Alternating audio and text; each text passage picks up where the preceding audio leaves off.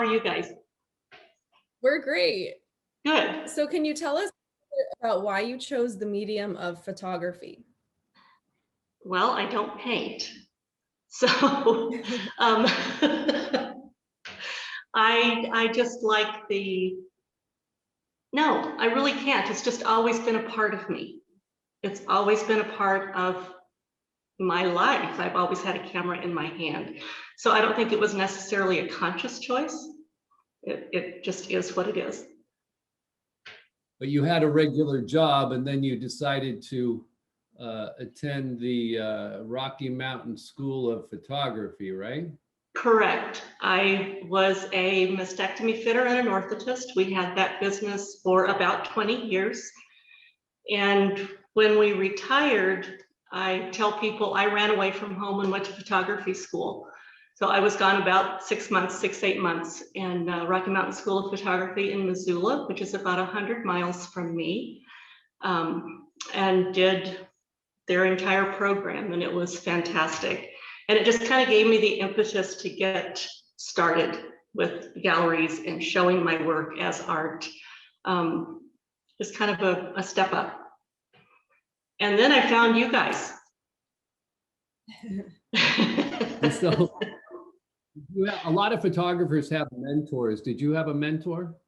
I did.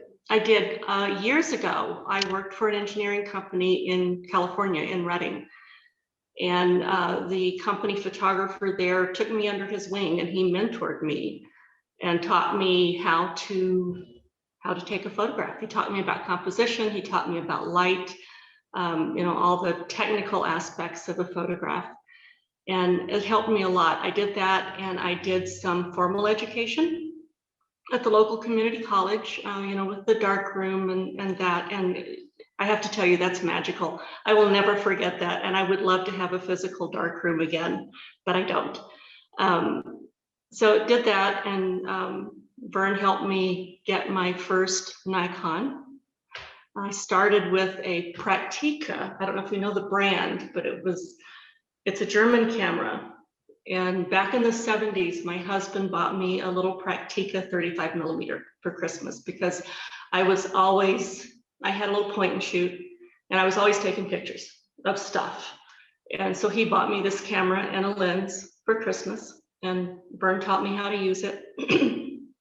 And I wore that camera out. And when I needed a new one, then that's how I got started with using Nikon. Yeah, and just so the audience knows, you shoot these incredible nature scenes. So where exactly do you take all these beautiful photos? I've had people ask me where I like to photograph the best and what I like to photograph the best. And my answer typically is wherever I am with my camera and whatever is around me. But generally in Montana, I do a lot in Yellowstone and in Glacier and various other places in Montana. But we travel to Arizona every year. And so I have some things from the desert Southwest, which has its own kind of beauty. I was born and raised in the Midwest. So when I go there, I take photographs. And East Coast. I've been to the East Coast, and one of the images on my virtual booth, Infinity, is actually from the East Coast. It's from a place called Chincoteague Island.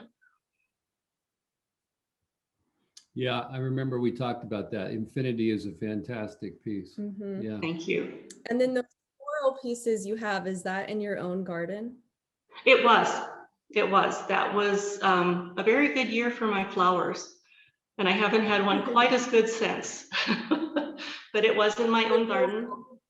Pardon? And your photography, right? And good for both. Good for both. Yeah. It was good for both. Yes. And I So like doing. Go ahead. I was going to ask you, Linda, how do you determine how large to make each piece? You asked me that the other day, and I've been thinking about that. The image tells me.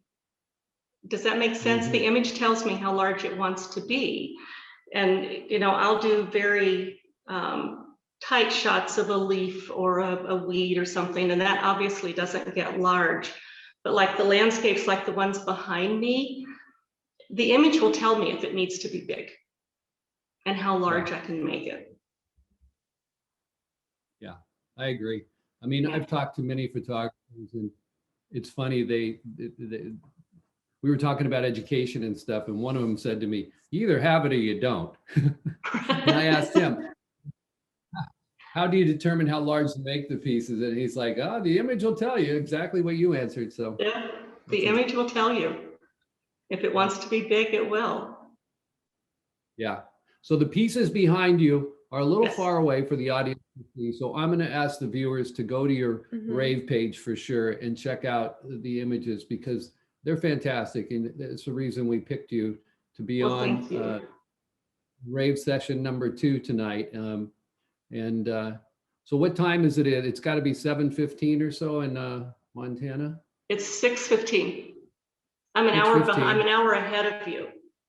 Okay, No, and I don't know. I get mixed up. It's 6:15. you're ahead of us. You're ahead. And is there snow on the ground? No, we're 55 degrees and sunny today.